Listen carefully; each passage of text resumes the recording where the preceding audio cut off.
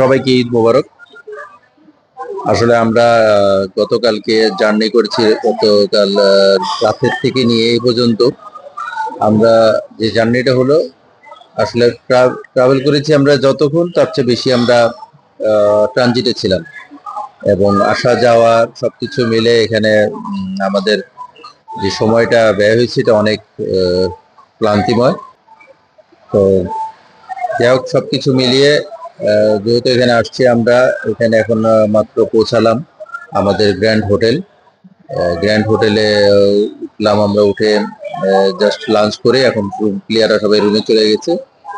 যেহেতু রাত জায়গাটা প্রতিটা মানুষের জন্যই একটা কষ্টকর ব্যাপার, সেখানে প্লেয়াররা এই রাত জেগে থাকাটা তাদের জন্য খুবই কষ্টকর হয়েছে।